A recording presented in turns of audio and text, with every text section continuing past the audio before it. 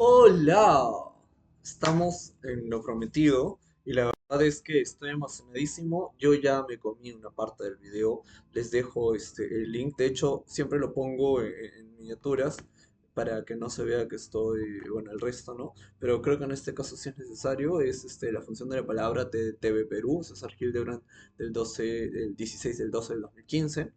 Este, Estremecedor, bonito, bello, bien hecho, bien ejecutado, uno de los grandes, ¿no?, momentos. El día de hoy vamos a comentar justamente una parte, dura 50 minutos y me encantaría comentarlo todo. No es un me encantaría de me encantaría porque me encantaría, no, me encantaría verdaderamente, ¿no? Sentarme de repente con dos o tres amigos que también nos encanta la literatura, nos encantan los libros, nos encanta, bueno, tenemos muchas cosas en común, ¿no?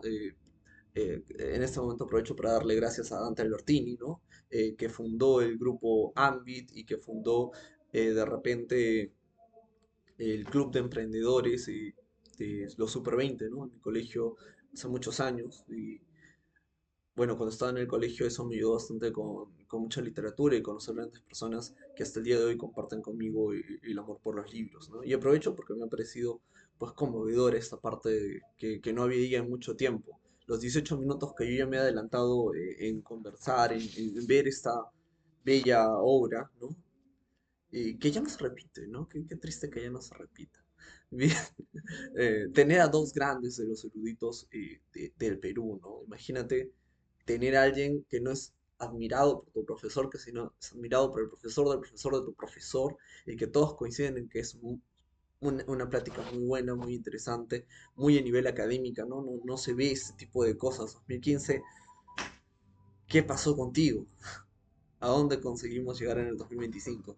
Bien, dejando de lado un poco la melancolía, la tristeza de no poder comentarlo, digamos, como yo quisiera, tal vez en el futuro, con una mesa, bien leídos, ¿no? Con los chicos del cuarto, tercero, ¿no? Viendo que los chicos de quinto sí están trabajando bien. Entonces, se podría hacer, digamos, una mesa o una suerte de debate. Este aquí es el Avenger Endgame de la gente culta en el Perú y es bastante interesante y este tipo de conversaciones. Bien, dentro de los 19 minutos casi que yo he estado de espectador, he hecho algunas anotaciones porque siempre es bueno anotar. Entonces, dice, a los 3 minutos de la mayoría de anotaciones, pues hay una frase que a mí me dejó impactado y que de repente le tengo que comentar. Dice, yo estoy en este momento con César Hildebrand, una persona al cual no tengo que presentar porque todo el mundo conoce. Y hoy 2025, a mí me cuesta, me cuesta esa frase porque César Hildebrand, a diferencia de Marco Aurelio de Negri, sigue vivo y no lo conoces. Entonces, ¿y qué pasó? ¿Qué pasó con el periodismo de investigación? ¿Qué pasó del 2025 a la fecha? Bueno, esto es uno de los momentos en los que el Perú se detiene cuando César Hildebrand y Marco Aurelio de Negri hablan, pues la comunidad eh, académica se detiene un momento a ver qué dicen, ¿no? Es importantísimo, así como los cines estaban llenos en Endgame, también la comunidad peruana sentía orgullo de esto. Entonces, vamos a presentarlos. El primero es Marco Aurelio de Negri. Profesor, no está. Hazme acordar que es 1 minuto y 43 porque si no se me va. Señor, espérate. ¿Dónde estás? Vamos a ponerlo un poquito. Porque traer a colación. Este, allí, ese es Marco Aurelio de Negri. Profesor, ¿quién es Marco Aurelio de Negri? Bueno, Marco Aurelio de Negri per se no terminó la universidad. Sin embargo, se consideraba pues una persona muy estudiosa, muy educada. Trabajó mucho temas de sexología, trabajó mucho temas de lingüística, gallística, eh, música. Es uno de los grandes eruditos en el Perú, no solamente por la cantidad de conocimiento que tenía, sino por las relaciones que hacía entre un conocimiento y otro. Nos dejaba locos. Bien, y el otro entrevistado, bueno, pues no es su programa, pero qué bueno que esté aquí, es César Hildebrand, ¿no? Periodista, comunicador, todavía gerente y director de Hildebrand en sus 13, ¿no? Es uno de los hitos en lo que se considera la peronidad y bueno, ojalá que lo tengamos todavía muchos años más y si como proyecto en algún momento podemos hacerle cartas a Hildebrand, yo como profesor me voy a sentir muy contento, ¿no? de que ustedes estén dando los pasos en los caminos correctos. Bueno, comienza la entrevista por esta parte de aquí, por los minutos 3 4 y tal vez comienzan a hablar un poco sobre lo que es la televisión.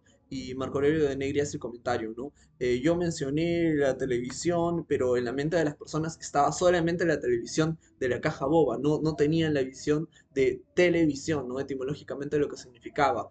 Y allí también comenta, ¿no? La implicancia de las nuevas tecnologías dentro de las personas, porque cada nuevo avance tecnológico tiene implicaciones. Profesor, esto yo ya lo vi, esto yo lo he visto antes, ya lo he saboreado.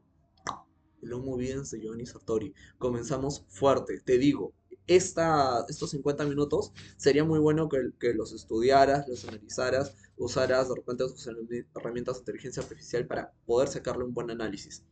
Y hablan sobre el posicionamiento de la TV. Al comienzo, la TV no tenía un lugar dentro de las casas. Hablamos de 1950, 1980. Todavía no se había conjugado bien esta suerte de la televisión va en la sala. Al principio la televisión iba en el comedor porque en el comedor la gente socializaba, la gente era gente. La familia entraba a comer. Actualmente la familia ya no lleva la comida a la tele porque bueno, perdieron el lugar, el espacio, la individualidad. Entonces, sobre el posicionamiento de la tele y las consecuencias, hablan sobre que ha tenido un rol estupidizante en la población, hablan acerca del contenido de la televisión, hablan sobre la dictadura del rating, lo que está en televisión porque vende, ¿no? ¿Y qué es la televisión? No es otra cosa que el escaparate en donde tú pones tu anuncio, tu publicidad, y lo que está en el medio es el contenido.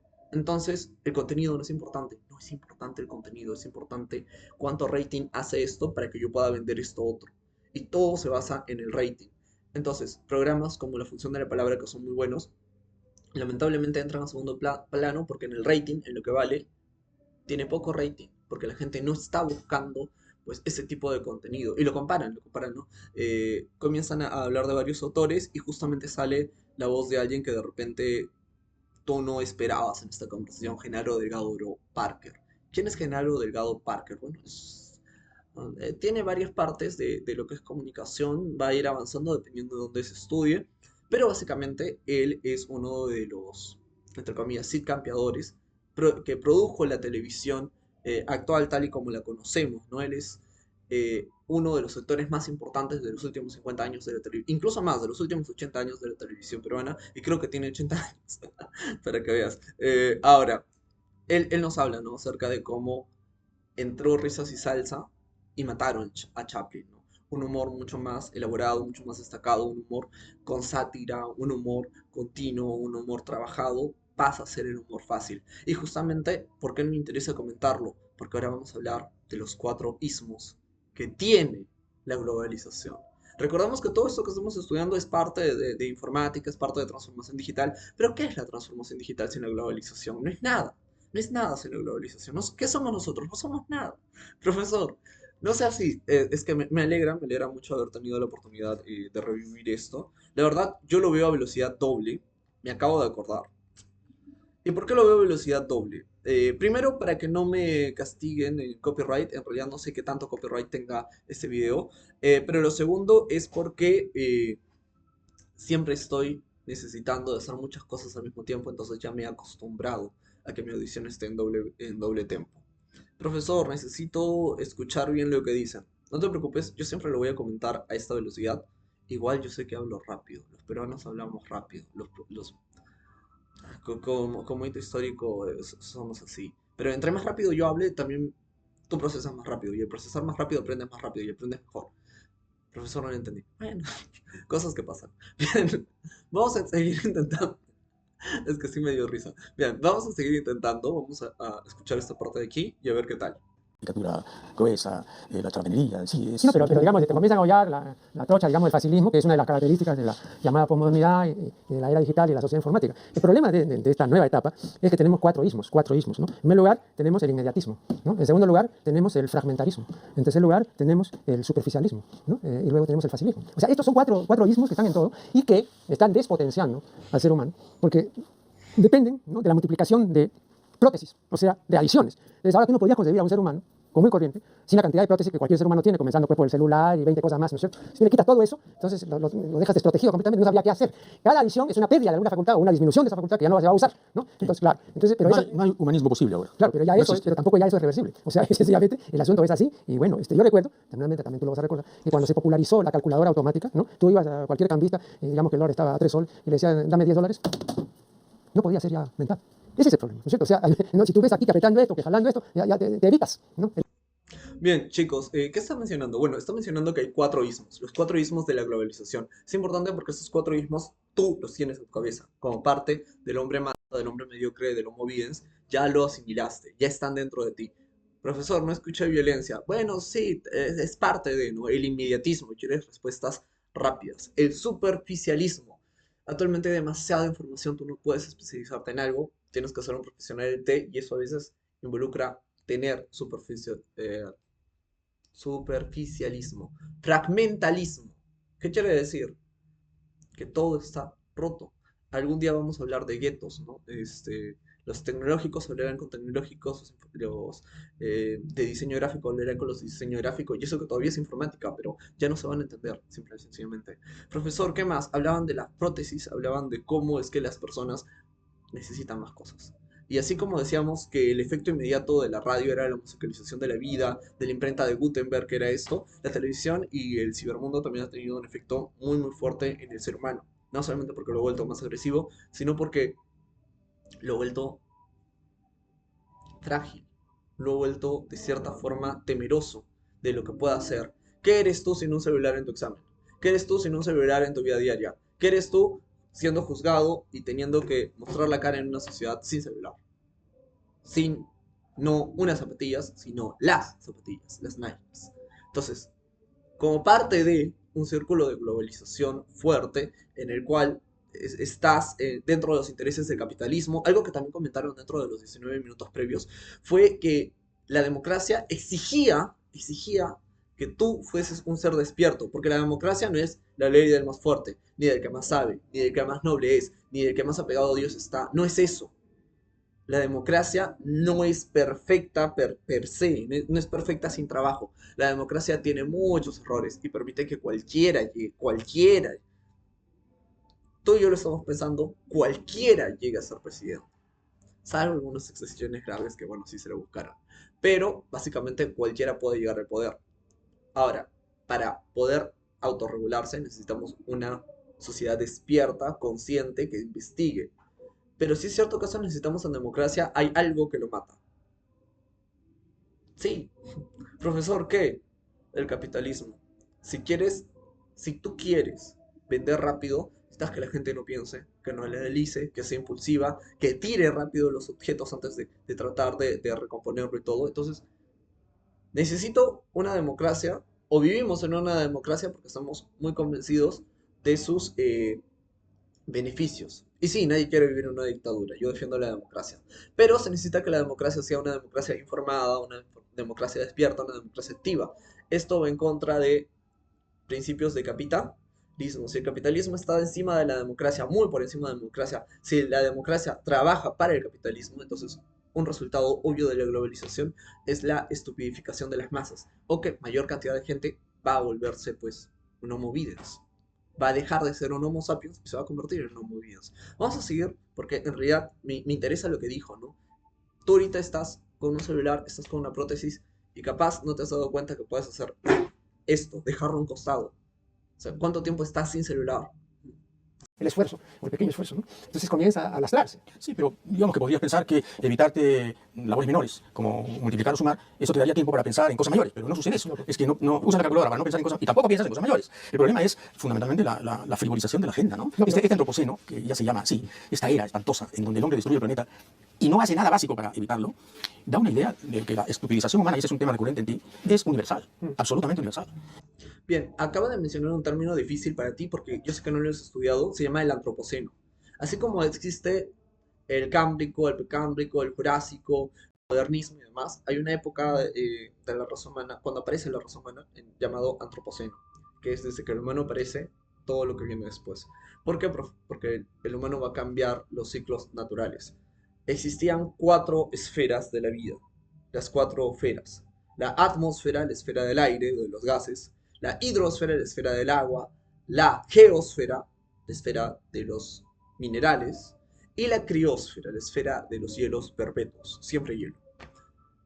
Sí, solamente esos cuatro. Sin embargo, a esto se le agrega uno, la antroposfera. Profesor dijo antropoceno. El antropoceno es la era, el espacio en tiempo, pero la antroposfera es el espacio geográfico, generado por las ciudades, los mapas de calor, las aldeas de calor que generan, y toda la basura o contaminación que hace que incluso los seres vivos se adapten a las ciudades, a las enfermedades que surgen en las ciudades, a la contaminación del espacio que surge por las ciudades, por el hombre básicamente.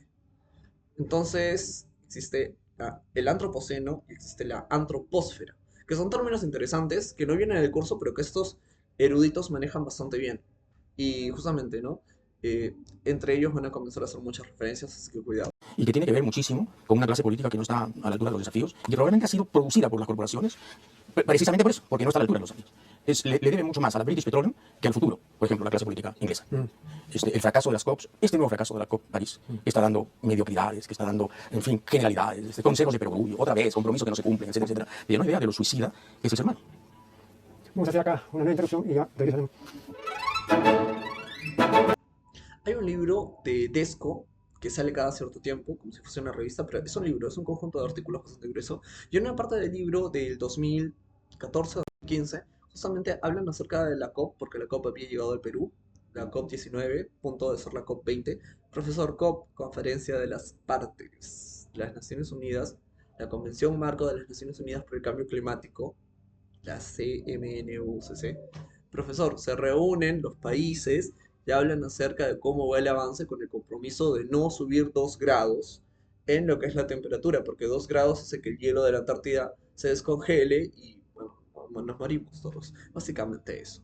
Entonces, dicen, ¿no? La COP 20 llega a mediocridades, de nuevo, otra vez. Profesor, ¿y qué es interesante de esa referencia que dicen? Bueno, el libro que yo te menciono de COP y los desafíos sobre el cambio climático, de DESCO, que salió aquí en el Perú, justamente mencionan, ¿no?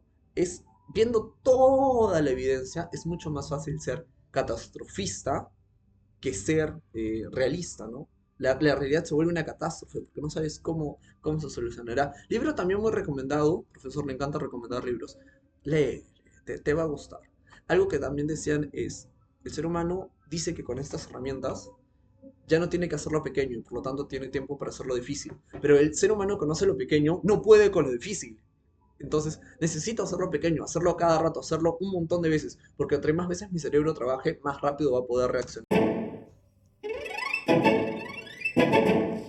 Seguimos dialogando con César Hitler. Ya se ha tenido en más de un artículo, ¿no? Que con la sociedad informática y con la era digital advienen 4 ismos, ¿no? Que son los 4, son peligrosísimos, ¿no? El inmediatismo, el fragmentarismo, el facilismo y el superficialismo, ¿no? Entonces ahora hay toda una delegación de capacidades y de facultades que ya no hay que hacer porque están los aparatos y los adminículos que hacen lo que ya la gente no quiere hacer o que ya no puede hacer o que no quiere aprender a hacer, etcétera, ¿no? Ahora, me parece ilusorio querer revertir esta tendencia, ¿no?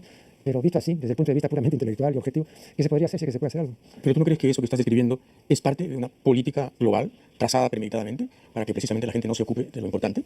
Bueno, pero eso supondría que hay un genio maléfico. No. Puede haber perfectamente una concertación de intereses en la aldea global. Esto es muchísimo más factible que antes, ¿no? Antes. No, pero para eso necesitas una teoría inteligente. Pues pero es que hay. Evidentemente, en Chicago se han creado políticas que después Kissinger ejecuta. Y los think tanks de los conservadores han sido a nivel universitario primero importantísimos y luego a nivel de implementación política decisivos en Estados Unidos y en América Latina como consecuencia. Yo sí creo que hay, no una conspiración diabólica, pero sí una concertación muy armónica, casi musical, de intereses mundiales para que la gente sea lo que tú describes. Bien, acaban de hablar de la aldea global y dicen, para que haya pues el interés de que la gente sea estúpida, debería haber alguien interesado en que la gente sea estúpida. Y sí, hablamos de capitalismo en su máxima expresión, pero no en una expresión positiva, sino en una crítica bastante fuerte. Profesor, ¿usted está contrario al capitalismo? No, el capitalismo es hermoso en muchos aspectos, pero es una herramienta y como toda herramienta puede ser usada tanto para el bien como para el mal. Y en este caso hay intereses que siempre necesitan que la gente sea menos crítica. En este caso usan a Marshall McLuhan como un muy buen ejemplo en lo que es el interés, el control, el flujo de la información, ¿no? Hay un mundo allá afuera que tú no quieres ver. Hay un mundo en el cual tú puedes emprender, puedes enamorarte, puedes casarte, puedes ser lo máximo. Lamentablemente usaste el celular. La gente de los pulgares móviles, la gente que va a llegar a ser simplemente pulgares, sus pulgares. Yo he visto escenas espantosas, ¿no? Dos novios en un restaurante, cada uno ejerciendo sus pulgares sobre determinadas teclas de sus respectivos y sendos teléfonos ¿A quién me acordará? inteligentes, donde lo único inteligente ahí era el teléfono, evidentemente. Media hora cada uno en su soledad tecnológica, en sí mismo, en su nadería, evidentemente. Y eso te dice mucho, pero claro, la pregunta es, ¿a quién le interesa tanto eso? ¿Por qué se fomenta tanto eso? ¿Por qué si no tienes un smartphone estás fuera de la competencia? ¿Por qué te exigen tanto eso? ¿Por qué te acosan tanto? Hay un interés, pues, Marco Aurelio. El asunto es que tú a veces piensas de modo tan abstracto, tan sólidamente abstracto y tan elocuentemente abstracto, que te olvidas que hay un contexto social y político. Hay intereses de por medio. Esto no es gratis. Este mundo que vivimos, de espaldas a lo verde, este mundo donde estamos por exterminar especies valiosísimas, este mundo que va a terminar en la quinta gran extinción del planeta Tierra, que tiene 4.600 millones de años, no es gratis. Lo han inventado. Lo han inventado las grandes corporaciones, los grandes intereses, que son los que dominan todo. Todo. Nosotros, que somos una minúscula sucursal aquí en Perú, una mota de poca relevancia, también estamos sujetos al dominio de 4 bancos, 3 financieras y 5 grandes firmas, que son las que controlan todo. Son los chicos de la Cadebus, los que invitan a Acuña para hacerlo de los suyos. No vaya a ser que salga por la libre el señor Acuña. Es interesante lo que menciona aquí. Profesor, ya voló el viejito. No ha volado. O sea, yo he escuchado gente que dice, no, ya voló, ¿cómo puede ser?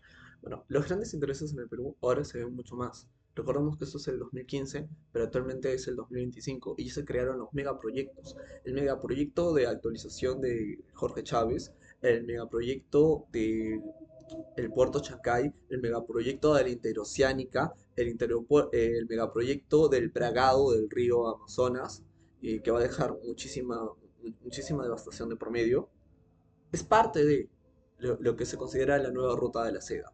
También es capitalismo de Estado, propiamente dicho, de China, pero aquí también viene mucho lo que son los intereses políticos. O sea, el día de ayer o antes de ayer, Donald Trump, estamos en 2025, recordamos, Donald Trump nos impone una serie de aranceles fuertes al resto del mundo. Al Perú le cae el 10%, no es dentro de lo que pudo haber sido, no está mal, pero para que veas que sí hay intereses políticos, que sí, siempre hay una consecuencia económica, el dinero mueve el mundo. Y en este caso, la globalización permite eso. Y yo sí creo que hay explicaciones sociales. Y por lo tanto, yo sí tengo esperanzas de que esto pueda cambiar. Va a ser archi difícil, por supuesto. De pronto no va a ser... ¿Pero sobre qué base tienes estas esperanzas? Bueno, cuando yo escucho, por ejemplo, a Pablo Iglesias, como lo escuché anoche en un debate televisivo para las elecciones españolas en Canal 3 o Canal 6 de Madrid, cuando escucho un tipo como ese, digo, hay esperanzas. Porque Pablo Iglesias es un tipo que precisamente ha reunido la indignación de su generación, que ha podido tener información suficiente como para construir una plataforma de cambio verosímil y te lo ofrece. Entonces ya depende de ti si la escoges o no. Si escoges el continuismo, la inercia, la agonía o escoges el cambio. Si escogieron a Pedro Pablo, 2015, recordemos, en la actualidad,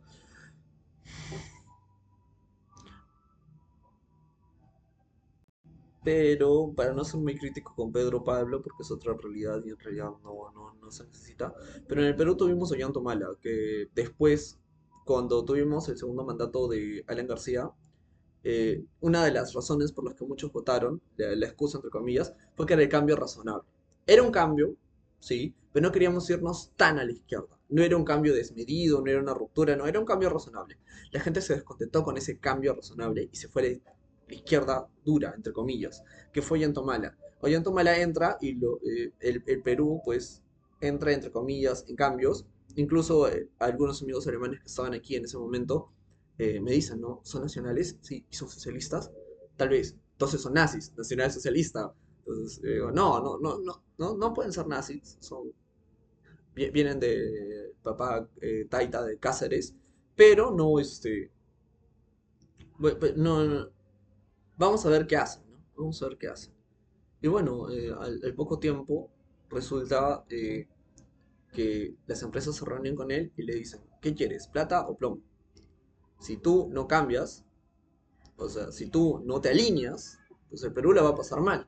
Y se alinea, ¿no? Se alinea. Entonces, ¿qué hacer si necesariamente hay estas visiones de que quiero el cambio, pero las corporaciones no me van a dejar, no tienes el poder real? Entonces, eh, justamente el político que Hildebrand menciona llegó al poder, pero no es un buen ejemplo de cambio. De hecho, el país España no está bien a partir del gobierno de Pedro Sánchez.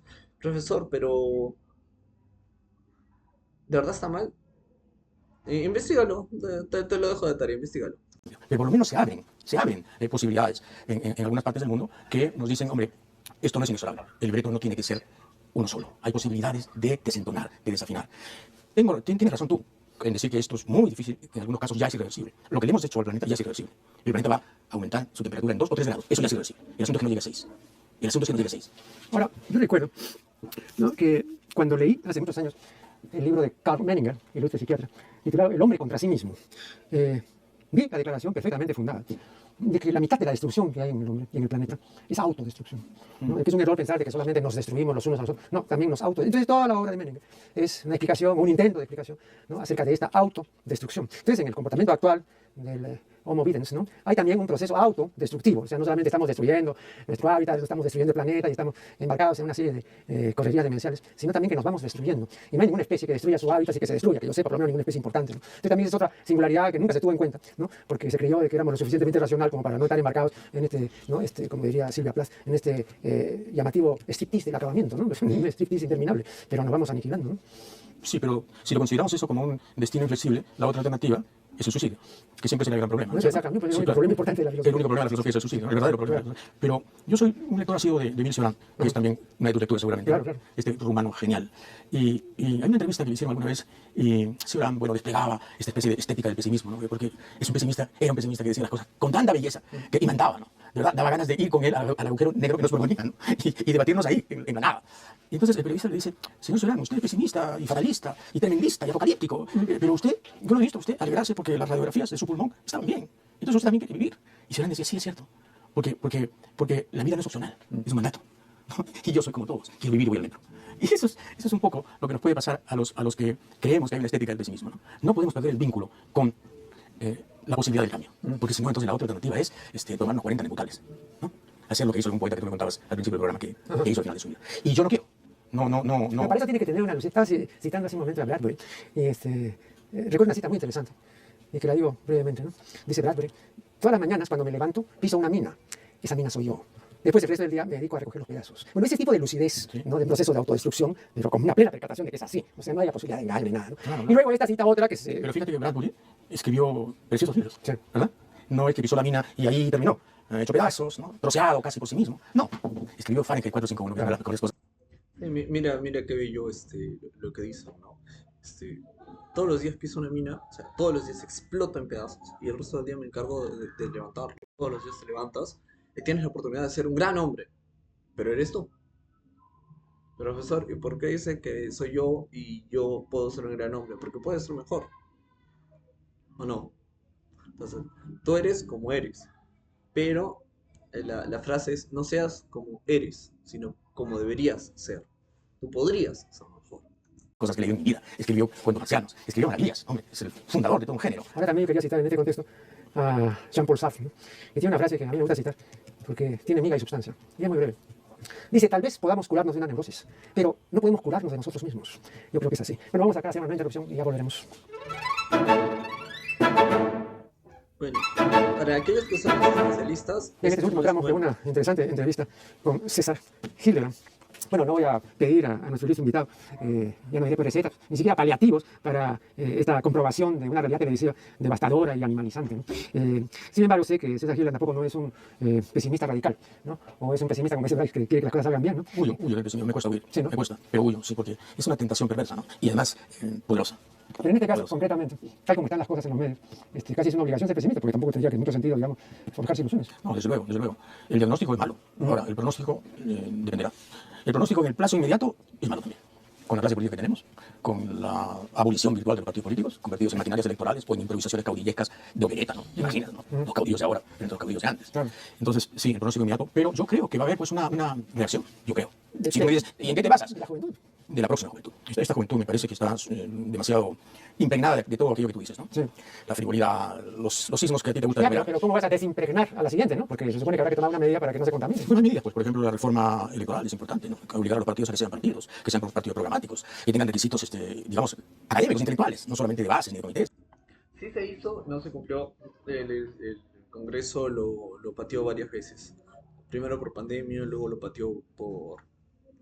Bueno, no tuvo razones reales para patearlo. Solamente dijo que no era posible que la reforma se cumpliera per se en estas elecciones 2026, si mal no recuerdo, tenemos 50 partidos, que no son realmente partidos, sino que son incubadoras de caudillistas, pero para que veas que desde el 2015 se tiene este problema. Sino de programas. Que nos insertemos de un modo más inteligente en el mundo, que no tengamos esta autosuficiencia imbécil de creernos un país privilegiado cuando somos un país de mediana categoría para abajo. De mediana categoría para abajo. O sea, nuestra educación está en el suelo, nuestro nivel cultural es crítico, etcétera, etcétera. Y sin embargo, tú sientes que el peruano tiene una especie de optimismo irracional respecto de sí mismo y respecto al país. Esto, yo sé, es difícil que cambie, pero tiene que cambiar. Tiene que cambiar. Mira, yo tengo muchísimos años en el periodismo, como tú sabes.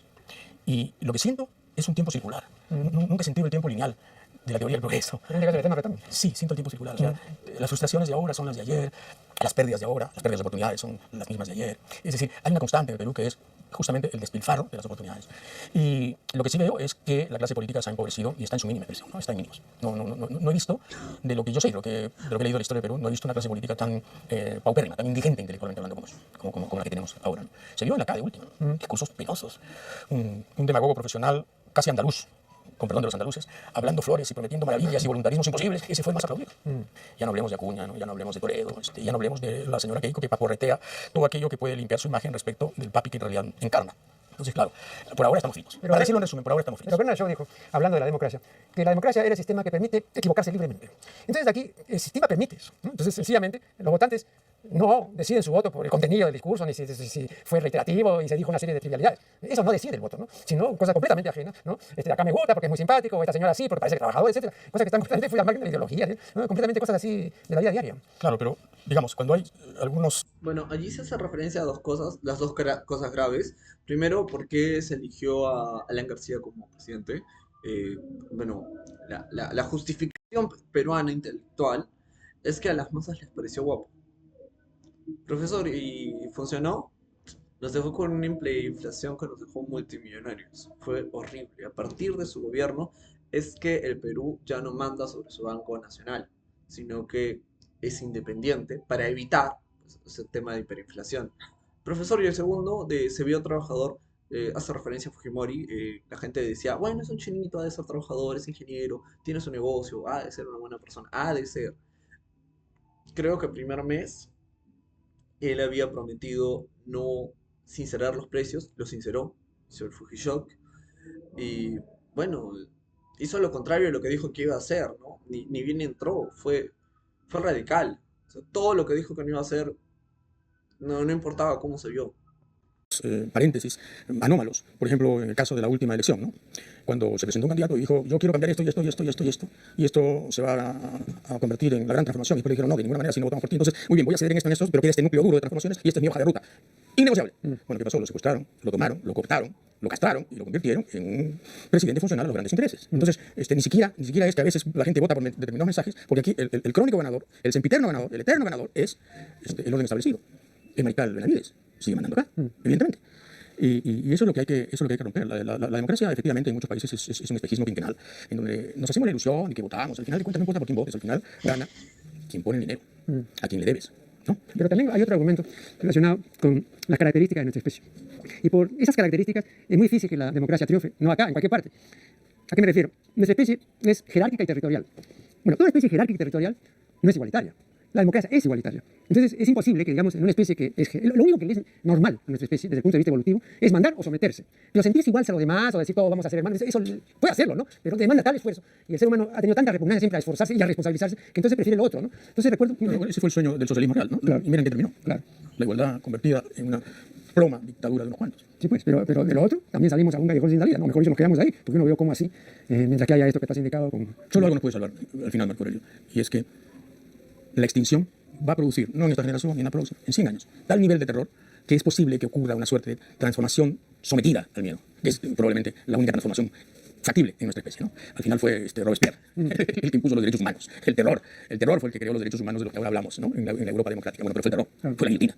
Bueno, el terror a la extinción, cuando haya ciudades como Lima sometidas a un crecimiento de 5 o 6 metros del nivel del mar, cuando haya islas que desaparezcan y cuando el clima haya cambiado de tal modo y cuando la acidez del mar haya extinguido la mitad del plancton, que eso es lo que va a ocurrir y eso es lo que prevén los científicos, cuando el dióxido de carbono empiece a embrutecer aún más a la gente, ese terror es posible que produzca un gran cambio en la humanidad, que se deshará de esta clase política absolutamente impresentable a nivel mundial y creará liderazgos de emergencia que son los únicos que nos pueden salvar. Al final esa es, fíjate, la esperanza verde en la que uno puede sostener la sociedad. Luchar por ello es lo que a mí me mantiene. Luchar por ello es lo que a mí me mantiene. De otra manera, abandonamos el barco y nos dedicamos Bueno, en el transcurso del libro, bueno, en el transcurso de esa entrevista, se ha hablado de diferentes puntos, desde el punto filosófico, social, ético, moral, desde el punto de la sociedad, pero también desde el individuo. Ha sido una experiencia bastante gratificante de leer. La verdad es que se me han pasado muchas referencias, demasiadas referencias. La parte ambiental me parece fundamental a lo que llega, ¿no? Eh, Se repite mucho la parte de cómo solucionar. Y en eso es difícil hallar un consenso, una propuesta real. Es difícil. Entonces, generalmente en lo que los estudiosos terminan poniendo la fe es tener un enemigo máximo. Entonces, de repente en algún anime o en alguna película ustedes habrán escuchado, ¿no? Yo voy a hacer la justicia, voy a reencarnar. ¿Cómo lo voy a hacer? Voy a ser el supervillano. Todos se van a tener que unir contra mí. Y de esa manera, teniendo miedo, van a generar una sociedad prolífera. Entonces, el villano que colocan no es ni siquiera un villano económico, sino es un villano como el que nosotros creamos con el medio ambiente. Entonces, cuando todo esto que va a ocurrir porque hay votos, pero no se cumplen los votos, entonces la sociedad probablemente salga adelante. Nos dedicamos al periodismo, ¿no? Borges decía que no hay nada más difícil que el periodismo, porque el periodismo consiste en fingir que todos los días pasan cosas importantes. Claro. ¿No? Claro. Y cosa que es absurdo, ¿no?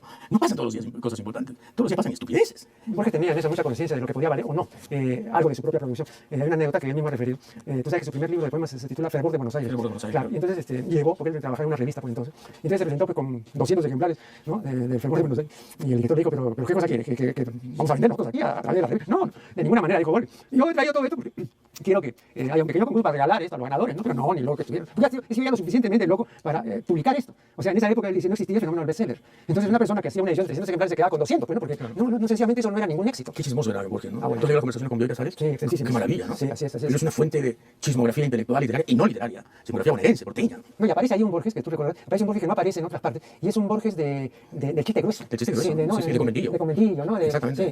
Sí, dos o tres ejemplos, ¿no? Del tono muy simple, es decir, chistes buenos, ¿eh? Sí. Pero que no te los imaginas en Borges. Sí, Bueno, que tenía una apariencia muchísimo más sofisticada, claro. contenida y refinada, ¿no? Claro, claro. Sí, yo lo entrevisté una vez y no olvidaré que me cogió la mano así ciego, a ciegas, guiado por la Kodama.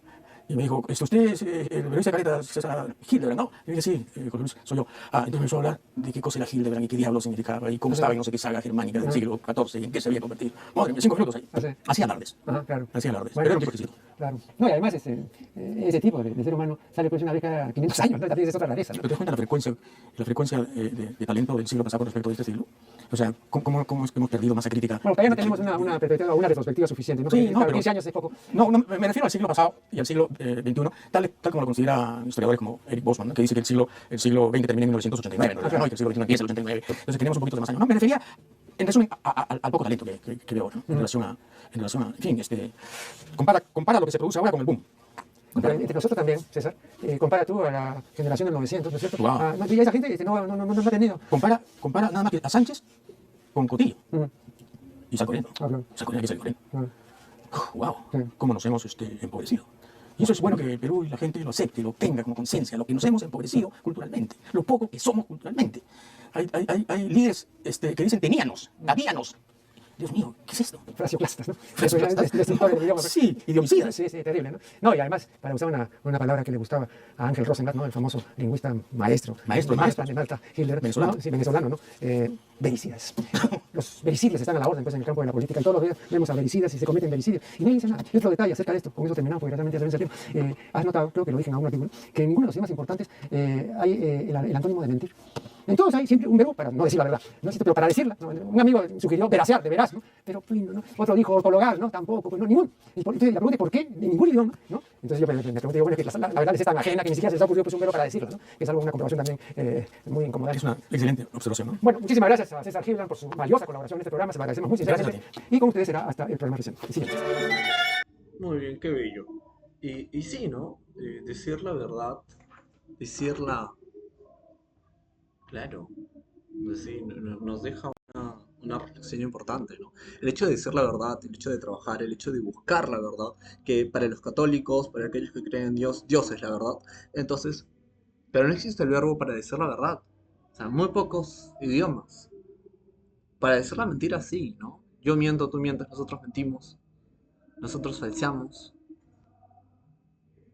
Claro, se me ocurren como cuatro o cinco más, pero no había pensado en el término de verdad, ¿no? Y es interesante porque justamente nosotros vamos a encontrar muchísimas fake news en el cybermundo y qué triste, ¿no? Que sea esa nuestra, nuestra sociedad y nuestro legado. Bien, por favor, en los comentarios me agregan sus observaciones sobre este pequeño compartir. En realidad no es un análisis. No tengo, yo mismo como profesor he de reconocer que no tengo el nivel suficiente culturalmente como para poder sacar eh, todas las referencias de ese intercambio. O sea, yo podré saber mucho sobre medio ambiente y bastante sobre informática y pedagogía tal vez, pero hay temas que se han tocado en esta obra, literatura sobre todo, las partes de nivel internacional, los bancos, ¿no? La parte económica, que me sobrepasa. Y es normal que me sobrepase, porque poco a poco las sociedades comienzan a dividirse. Como ya había mencionado, van a haber guetos finalmente, ¿no? En el que tú hablas muy bien con un abogado o con un licenciado y cuando viene otra persona a hablar contigo, te das cuenta que el abogado está completamente perdido porque no tiene la capacidad cultural de afrontar una verbalia, de afrontar un diálogo, una conversación, un debate fuera de su campo. Te especializas tanto que llegas a volverte inoperante en el resto de eventos. Y es interesante cómo la cantidad de prótesis que tienes te ayudan a solventar esto, de a pocos, ¿no?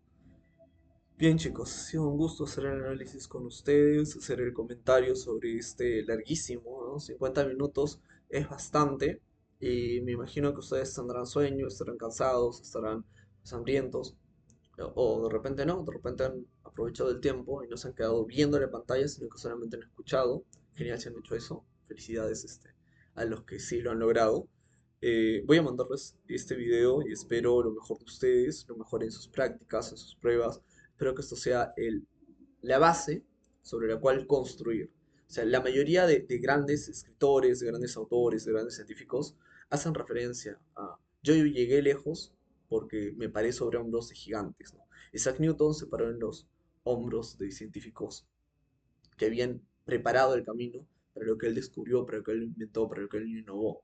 Y de repente, con toda la humildad del mundo, de repente ha sido necesario que tú veas el bagaje cultural como para que esto te sirva de escalón y tú digas, ¿no? Mañana más tarde. Yo llegué lejos, yo fui astronauta, yo conseguí tres casas, yo conseguí mis objetivos, yo tengo una vida plena, porque ese fue el momento cúspide en el que comencé, que dejé de ser un homo videns, un regnum homine, en un hombre masa, y convertí mi vida en una misión, me convertí en una institución en la cual quiero continuar trabajando. Bien chicos, nos vemos, espero lo mejor de ustedes. Cualquier duda o pregunta, igual en los comentarios o a través de nuestras plataformas de contacto, será hasta una siguiente oportunidad. Gracias.